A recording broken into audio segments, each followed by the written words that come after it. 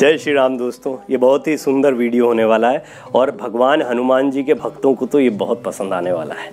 श्री रामचंद्र ने हनुमान जी के गुणों का बखान वाल्मीकि रामायण में कैसे किया है और कैसे उन्होंने बताया है कि हनुमान जी वेदों के जानकार हैं और ये महान ज्ञानी हैं। पराक्रम की दृष्टि से हनुमान जी को तो सब जानते हैं।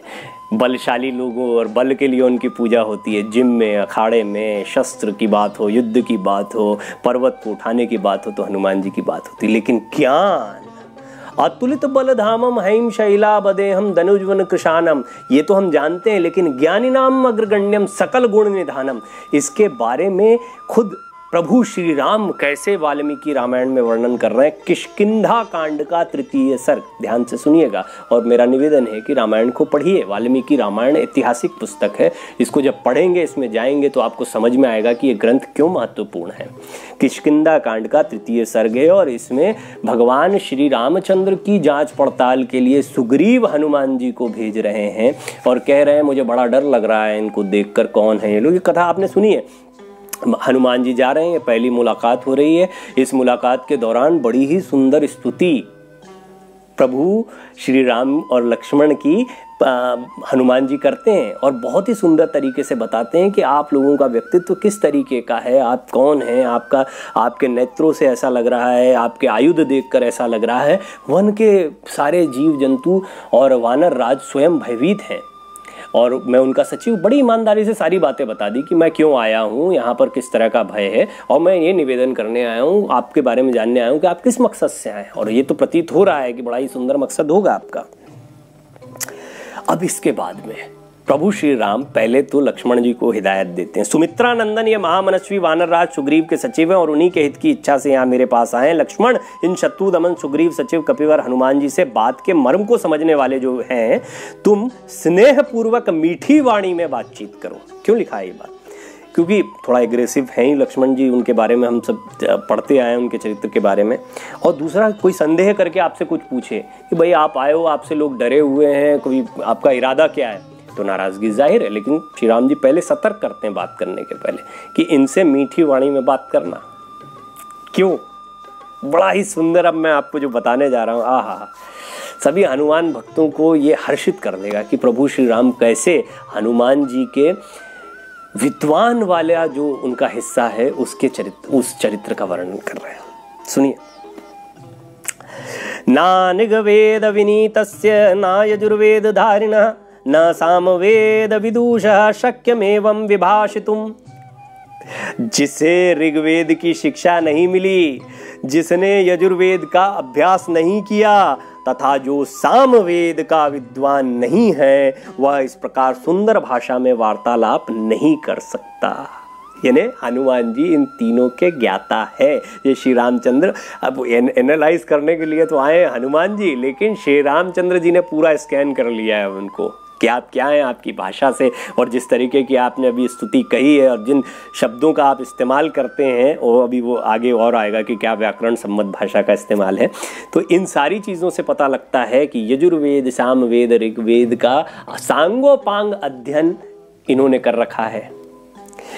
ना ऋग्वेद विनीतस्य ना यजुर्वेद धारिणः ना सामवेद विदुषः शक्यमेवं विभाषितुम् और नूनम व्याकरणं कृतस्मनेन बहुधा श्रुतं बहु व्याहारतानेन न किंचिद शब्दितम्।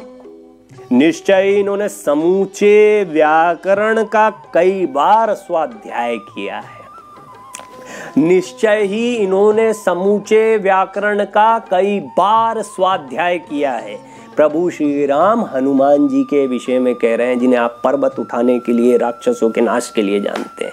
व्याकरण का कई बार स्वाध्याय किया है, क्योंकि बहुत सी बातें बोल जाने पर भी इनके मुंह से कोई अशुद्धि नहीं निकली। न मुखे नेत्रोश्चापि ललाटे च भ्रुवोस्तथा अन्येष्वपि च सर्वेषु दोषा संविदिता क्वचित। ये बहुत इंपॉर्टेंट है, इसको जरा ध्यान से सुन लीजिए, क्योंकि ये बॉडी लैंग्वेज की एनालिसिस को भी बताता है। ये वाला जो श्लोक है, संभाषण के समय इनके मुख, नेत्र, ललाट भौं तथा अन्य सब अंगों से भी कोई दोष प्रकट हुआ ऐसा ज्ञात नहीं होता।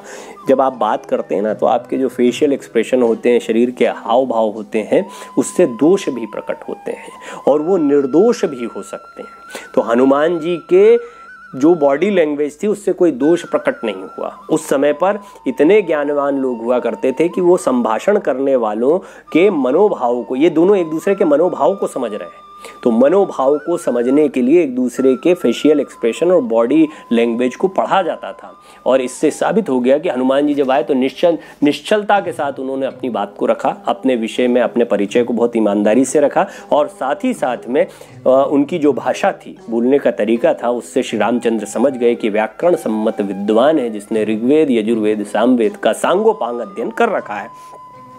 आविस्तरम संदिग्धम विलंबितम व्यथम उरस्तम कंठगम वाक्यम वर्तते मध्यम स्वरम। बहुत ही सुंदर, बहुत ही सुंदर।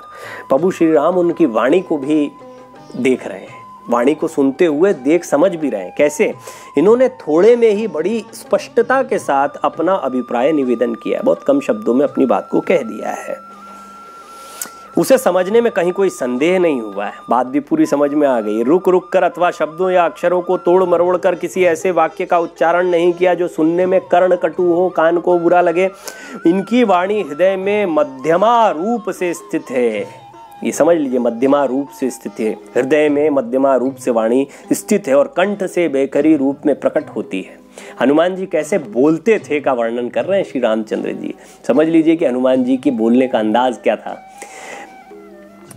वाणी हृदय में मध्यमा रूप में स्थित है और कंठ से बैखरी रूप में प्रकट होती है, यानी कि बोलते समय इनकी आवाज ना तो बहुत ऊंची होती है और ना बहुत धीमी रहती है, मध्यम स्वर में चलती है, और मध्यम स्वर में इन्होंने सारी बातें कही हैं। वाह! संस्कार क्रम संपन्नाम अद्भुताम विलंबिताम उच्चारयति कल्याणिम वाचम हृदय हर्षिणीम। ये संस्कार और क्रम से संपन्न, अद्भुत, अविलंबित तथा हृदय को आनंद प्रदान करने वाली कल्याणमयी वाणी का उच्चारण करते हैं, ऐसे बोलते हैं हनुमान जी। और इसमें थोड़ा समझ लीजिए कि व्याकरण के नियमानुकूल शुद्ध वाणी को संस्कार संपन्न संस्कृत कहते हैं। शब्दोच्चारण की शास्त्रीय परिपाटी का नाम क्रम है। बिना रुके धारा प्रवाह रूप से बोलना अविलंबित कहलाता है। ये है आपकी भाषा। समझ रहे हैं आप? कहाँ आप भाषाओं के चक्कर में लगे। आप कितनी संपन्न भाषा की धरोहर है आपके साथ में, आपको अंदाजा भी नहीं है इसका। इसीलिए कहते हैं इन ग्रंथों को पढ़िए और समझिए भी। ये संस्कार और क्रम से संपन्न, अद्भुत, अविलंबित तथा हृदय को आनंद प्रदान करने वाली कल्याणमयी वाणी का उच्चारण करते हैं। अनया चित्रया वाचा त्रिस्थान व्यंजन स्थया कस्य नराद्यते चित्त मुद्यात् शरीरपि। हृदय, कंठ और मूर्धा, इन तीनों स्थानों द्वारा स्पष्ट रूप से अभिव्यक्त होने वाली इनकी इस विचित्र वाणी को सुनकर किसका चित्त प्रसन्न न होगा। वध करने के लिए तलवार उठाए हुए शत्रु का हृदय भी इस अद्भुत वाणी से बदल सकता है। हनुमान जी की वाणी ऐसी है भाई। इतनी अद्भुत वाणी और इतना अद्भुत वर्णन प्रभु श्री राम ने हनुमान जी का किया है जो कहीं नहीं मिलता। लेकिन हमारा दुर्भाग्य है कि हम वाल्मीकि रामायण के इतने सुंदर प्रसंगों के विषय में कुछ जानते ही नहीं। एवं विदो यस्य दूतो न भवेद पार्थिवस्य तु सिद्ध्यन्ति ही कथम तस्य कार्याणाम गतियो अनघ। निष्पाप लक्ष्मण, जिस राजा के पास इनके समान दूत ना हो उसके कार्यों की सिद्धि कैसे हो सकती है। जिसके कार्य साधक दूत ऐसे उत्तम गुणों से युक्त हों, उस राजा के सभी मनोरथ दूतों की बातचीत से ही सिद्ध हो जाते हैं। श्री रामचंद्र जी के ऐसा कहने पर बातचीत की कला जानने वाले सुमित्रा नंदन लक्ष्मण, बात का मर्म समझने वाले पवन कुमार सुग्रीव, सचिव कपिवर हनुमान से इस प्रकार बोले, विद्वन महामना सुग्रीव के गुण हमें ज्ञात हो चुके हैं। हम दोनों भाई वानरराज सुग्रीव की खोज में ही यहाँ पर आए हुए हैं। और इसके बाद में हनुमान जी जो है, साधु शिरोमणि हनुमान जी, ये लक्ष्मण जी कह रहे हैं, आप सुग्रीव के कथनानुसार यहाँ आकर जो मैत्री की बात चला रहे हैं हम उसे स्वीकार करते हैं, हम आपके कहने से ऐसा कर सकते हैं। लक्ष्मण के स्वीकृति सूचक निपुणता युक्त वचन सुनकर पवन कुमार कपिवर हनुमान बड़े प्रसन्न हुए। उन्होंने सुग्रीव की विजय सिद्धि में मन लगाकर उस समय उन दोनों भाइयों के साथ मित्रता करने की इच्छा की।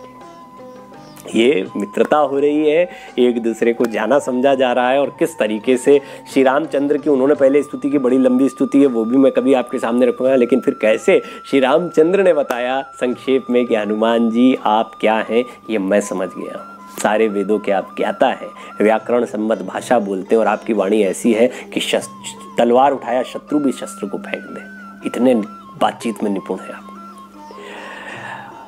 उम्मीद है मैं अपने प्रभु हनुमान जी का थोड़ा सा चरित्र आपके सामने रख पाया हूँगा। इतने हृदय से सुनने के लिए आपका बहुत आभार है। धन्यवाद। जय श्री राम।